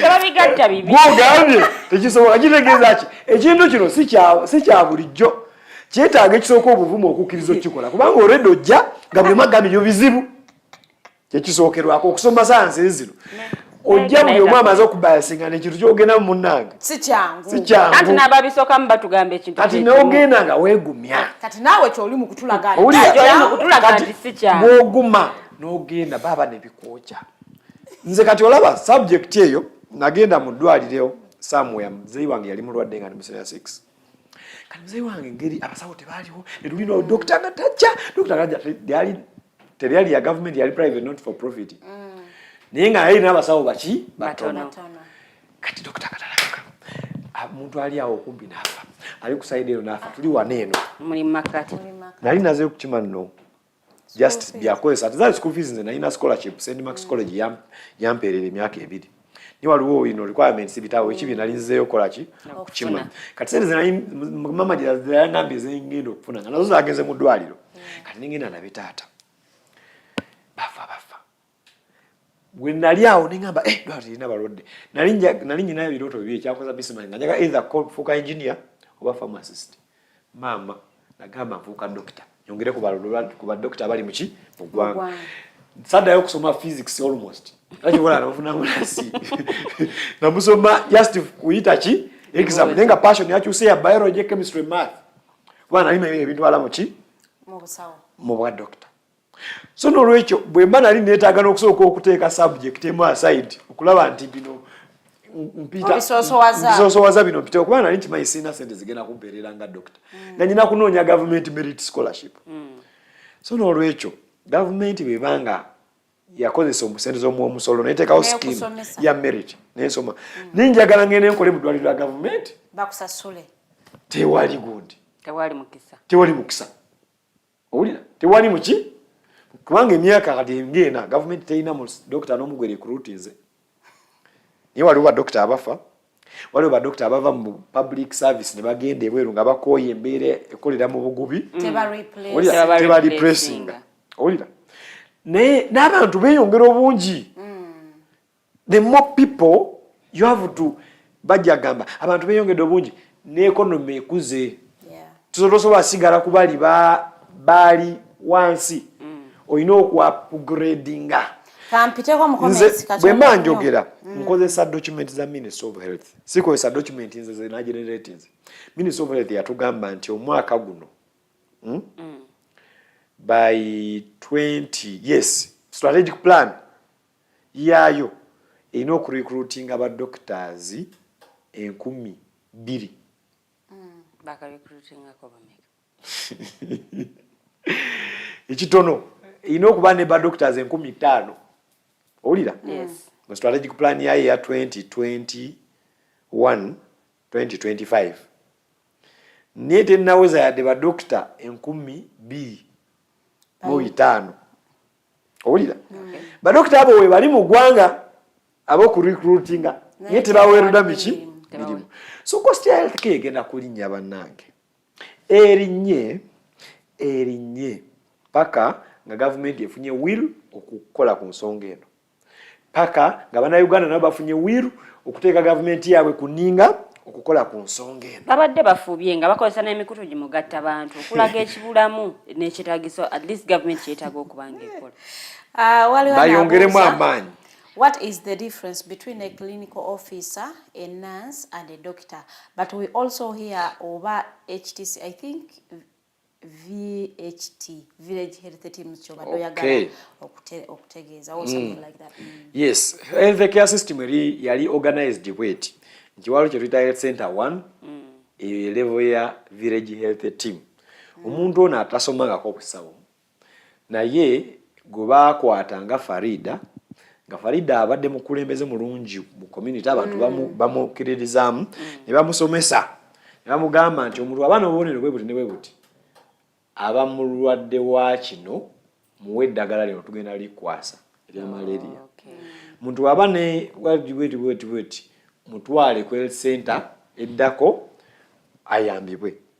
Then waliwo kye bayita health center 2 awe wali wabeera ba nurse ne antenatal care n'okuzaalisa okutookerwako wali nga okukebera kulaga maama agenda kuzaala bulungi olira tewali complication eri yonna then waliwo health center 3 kati health center 1 ne health center 2 litwale mu national development plan bazijjamu ne baagala kuteekawo health center 3 health center 3 nawo walina kubaawo nurse ne clinical officer clinical officer ye musawo yasoma okujjanjabisa eddagala lyokka ate ng'alina diploma kati yawukana ate ne doctor mu Uganda abeera ne degree 2 degree mu kujjanjabisa eddagala ne degree mu kulongoosa. That's when university we releasing okubeera doctor. That's why course impanvu ezimu zigikolera myaka 6 kubanga olina okusoma degree 2 omulundi gutya kati ono clinical officer abeera wa diploma. Yes, so clinical officer abeera wa diploma era bakola ku health center 3 ne bayambako ne bakulira tiimu eyo kati buno kubana abalina bumaina surgeries buno obutonotono afunye kiwoletago just omusumali gukufumise clinical officer aba akimanyi nti agenda kuwozaawo ateekewo ka plaster bulungi akubeyo akaiso akaziiza odde waka bwe kimusukkako emisuwa giri involved maso ziri involved alina okusindika health center 4 wali doctor kati doctor yajja okumanya tendoni zino muscles zino emisuwa gino okugikolako n'okugitunga n'ebirala ne doctor wa health center 4 abeera general doctor yalina degree 2 bwe kimusukkako alina okusindika ku referral hospital oba general hospital ewabeera doctor yaddayo n'akola obukugu obw'enjawulo mu kintu ekyo ekikuluma. Yes, kati owa general doctor naye bw'alemererwa alina okusindika ku regional referral. Regional referral naye wabeera ba specialist ab'enjawulo. Kati regional referral bwe balemererwa balina kusindika ku national referral. Eyo walina okuba badokita bakugwa abasembayo ba consultant abakoze ebbanga ddene balabye buli kimu balina obukugu obuyitiridde eriiso lyabwe nga lyanjawulo nnyo okusukkuluma eriiso ly'abaki ly'abasawo abalala omukono gwabwe nga akambe kaabwe nga kanjawulo nnyo ku baki ku balala olw'ensonga omuntu akoledde emyaka 2 akola buli ekintu ekyo kimu kyakola buli lunaku ate ng'ayongerwako n'okusoma n'amanya nti oyo kino kye kimuluma okitegeera so system erina kuba bwetyo. Unfortunately system teri running wa bwetyo. Odinyonyodde ndabye empanvu nnyo naye wano nyimpi. System nze yeyo ne wano yeriwo naye lwakuba teri implemented. Ffe tuve ewaffe eri ne bakusindika mulago straight. Nenga system erina kuba bwetyo. Health center 3 oli alowooza tubujje. Okay bimujje birina okuggwera. Era abantu baffe nze kati nakula nga bafe waliyo health center 2. Owulira? Yes. Eri mu parish eddako egolo. Naye nga bagamba dokita taliiwo kyokka tewalina kubaayo dokita era tewabangayo dokita nga ne clinical officer talina kubaayira nga taliiyo. Owulira naye nga akulira in charge oba akulira facility nga bamuwa eriya dokita era nga fena tumanyi dokita. Awo nono wabuuliza nze used to know mbu every nurse must be a female. Kati nze abuuza is there a midwife who is also a man? Yes, midwives, there are very many male midwives. Ngate kinyuma. There are very many male nurses. Wow. It used to be, but the world is changing. Okay. The trends are changing. I am a midwife. There is empowerment of every gender across board. Okay. Okitegeera. So, midwife, maybe the word was co-opted because then okusinziira ku society norms, different society practices, abakyala be balina okuzaalisa abakyala. Be basinga n'obukambwe. Kati mid iringa ku oyo go between the mother and the baby who is coming. Ayambaka okulaba process nebeera ki completed. Naye ojja kusanga nti badokita abasinga wano mu Uganda basajja. Ni tulina badokita abakyala. They are doing well, they are competent, they are doing great things. They are surgeons, they are specialized. Okitegeera.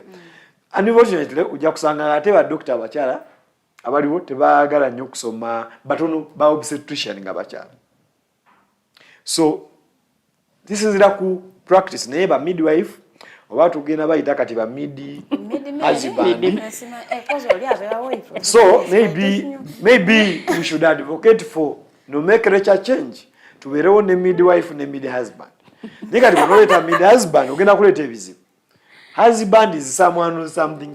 Ate we. Wife abeera interaction between mukyala na mukyala. Kati eno interaction between man na mukyala. Society is obutata accepting. You know, medicine is first of all, medical services are supposed to be acceptable by the society. Yeah. Society bwetakkiriza service ne beba nnungi etya tejja gikozesa.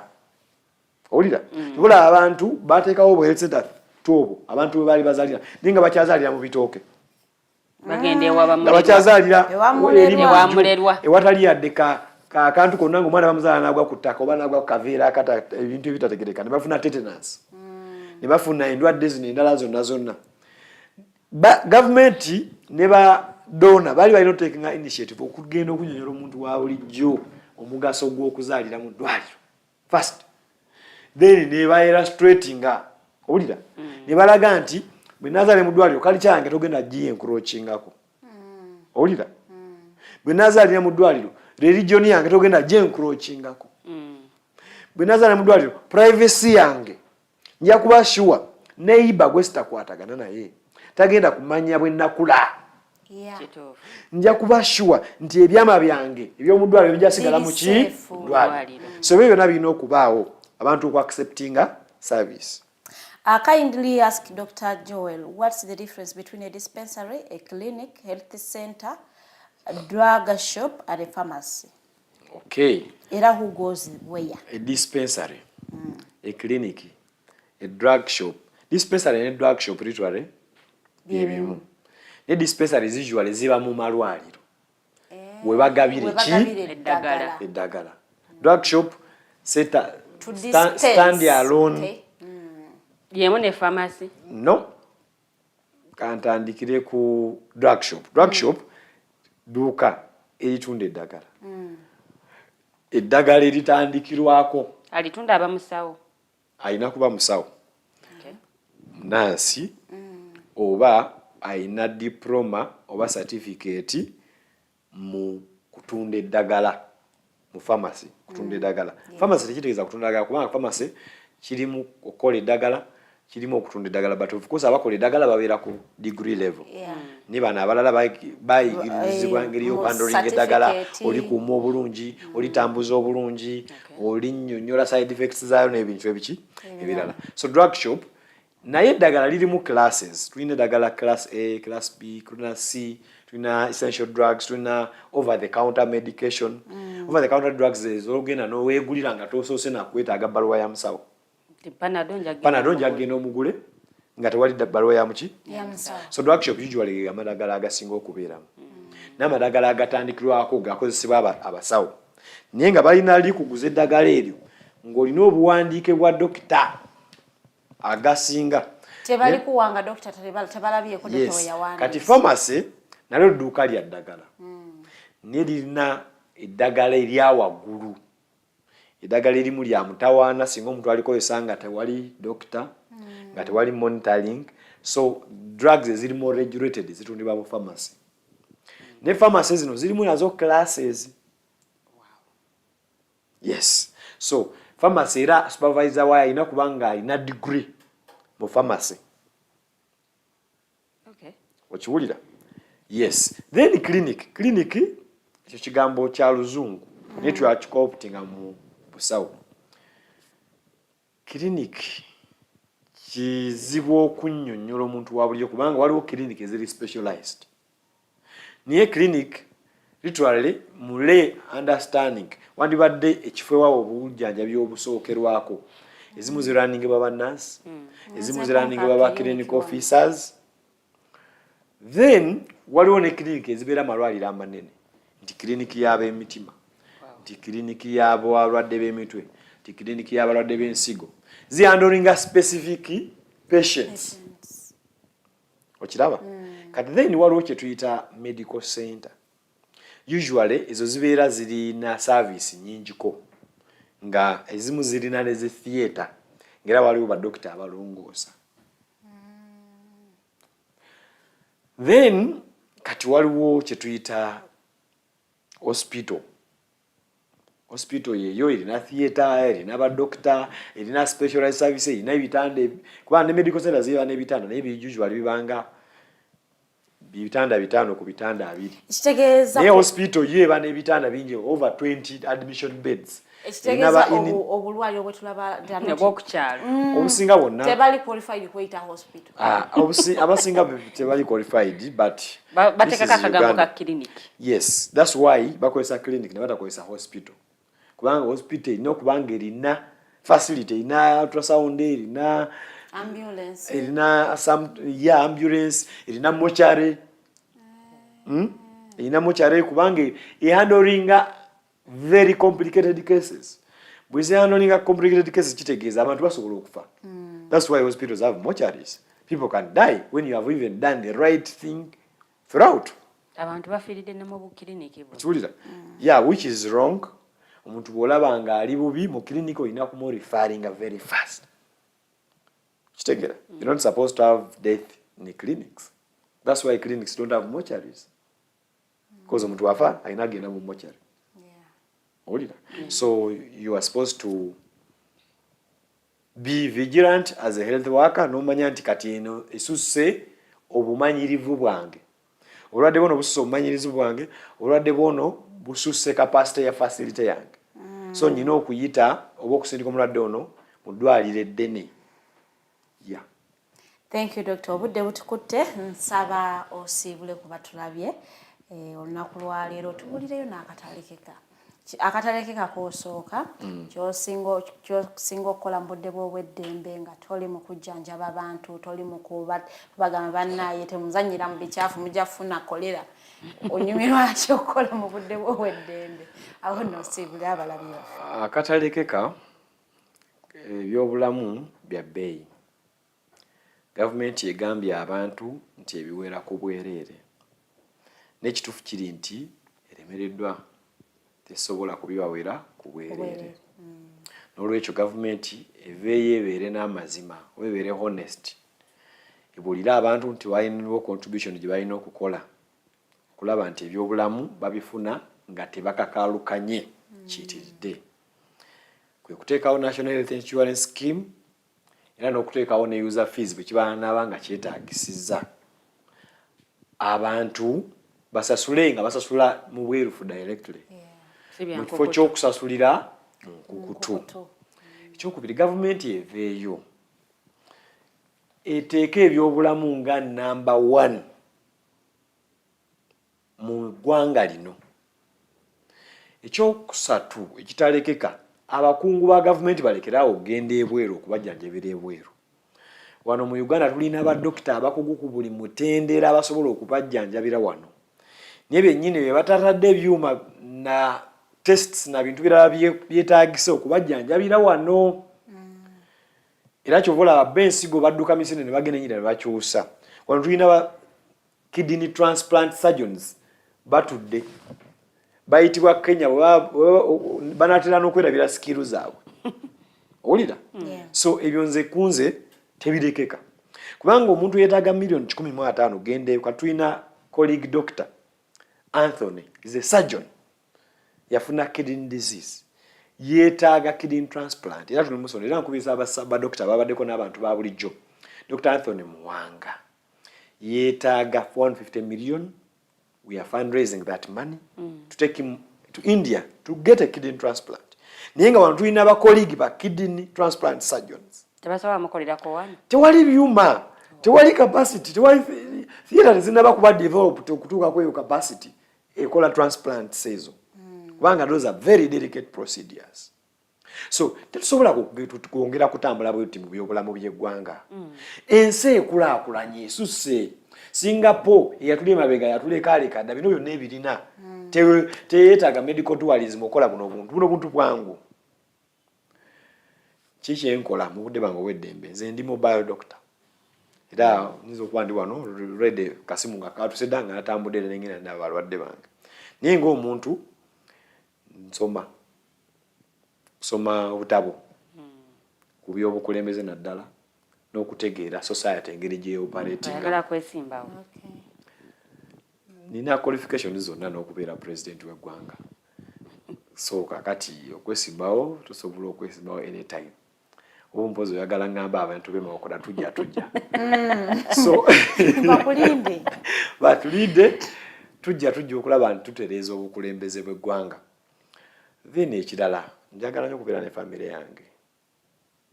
Etunyumya tulya bintu bwebityo. So I'm a family person. Kikira kyogambye. Okusiibula. So abatulaba ku Digitalk mwebali kubeerako. Ninjagala kuba guno omulanga yadde management yagungambye gukuba. Obubaka buno obusharinge paka ku last village person alina smartphone. Busharing mu WhatsApp group. Tugula kulanye digital platforms kubanga zigendo tuwa amawulire gye bujjaawo. Mawulire amatuufu okuyita ku mainstream media kugenda kuwuzibwalamuko ne bano baba twalaganyamuko mukuliko eyo. Naye tukulakulanye emitimbagano gino. Then awo tujja kubanga communication is very important mu kulakulana kwa society yonna. Then right communication, information and truth. Kubanga ignorance is a disease. Yeah. And it is still a very big disease amongst us Ugandans. So mitimbagano platforms zituyamba okujjawo ignorance. So n'olwekyo namwe mbeebaza mwebale kuteekawo kutwogere ku byobulamu by'eggwanga. Amen. Kyo kikulu nnyo. So olw'ensonga nti kikulu nnyo mbasaba ate mu bikulu byemuwa amakulu. Ebyobulamu naye mubiwa amakulu. Tujja kwogerera kukola gavumenti kuwa byabulamu makulu nga tukozesa TV yammwe ate nga mwe tebiwadde maki makulu. Bwe mutuwaayo ka program nga health care a week oba at least omwezi tuba tetubayiseeko nnyo. Mukama waffe program omukulu awulidde bulungi nnyo. kigwa ekyo mukulu kyasabye kigwa mu doketi yo ndowooza okusaba kujja kukuteeka mu nkola naye nga mwebali kulaba ababaddeko ku live yaffe katusuubire nti nammwe muyizeemu banaye ebintu by'obulamu nga dokita bwe mumuwulidde agambye tubisoosowaze nnyo kubanga buli bye mugamba mbu tukolerera bukadde obukadde tujja butuukamu nga tokoleredde bulamu bwo so tubisoosowaze nnyo tubeere balamu tujumbire okwekebeza dde tolina bakuluma genda bakukebera olabe obuuli bakebera ne bakuzulamu ebikuluma oterere kituufu era recently twakoze outreach mu bataxi gyenkolera kuyita medical services twakwatagana n'abataxi tukole health screening niye ku bantu kyababade 98 be twakozeko twabadde free health care service naye 28 of them had high blood pressure. The pressure eri waggulu ate nga tebamanyi. Tosobola kutalwala pressure kwene embeera yayo. Olira. So kakati abantu ekyo kyogere kikulu nnyo abantu begende beekebeze. Asiko obulamu bw'oli mu office kuyita mobile doctor ajja kukyanja. Ajja kukebere. Sample is taking off. Doctor ono temukola ku buli ndwadde. Yes, we have consultants, we have specialists, we have general doctors, we have nurses, we have lab teams. Gaba contact. We have everything in place, and we work with established hospitals as well, like North Park Hospital in Boyogerere. That's where we admit our patients. Okay. Firona, there at Kavuri, that's where we see our outpatients from. So contact it is 0777 11 43 27. Tukola ebintu bingi, tukola medical camp mu community, and we have this year we have so far around 4 medical camps. Most of them will lobby companies in supporting abantu tuba services obwerere. Nina abagala organizing we can support them organize good community outreaches, is well structured, is reaching out to the true needs of the community. The other thing I do as an individual, I like humanitarian work, I like charity.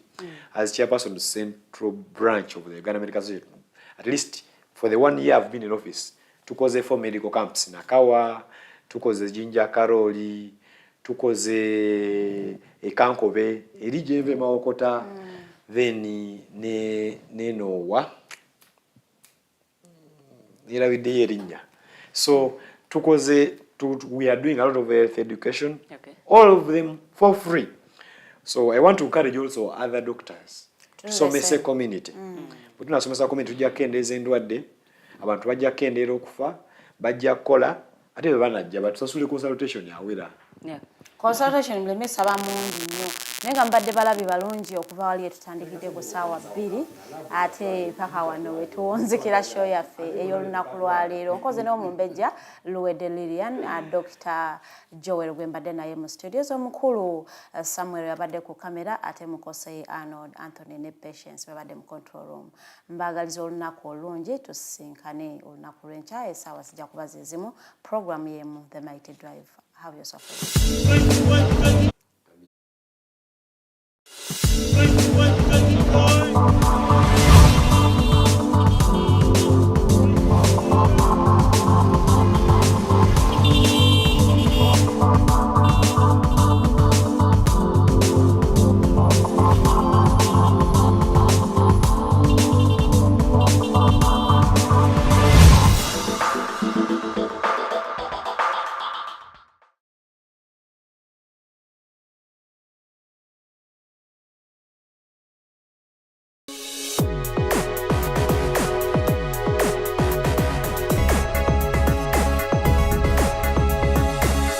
The Alternative Digitalk. Real issues, real talk.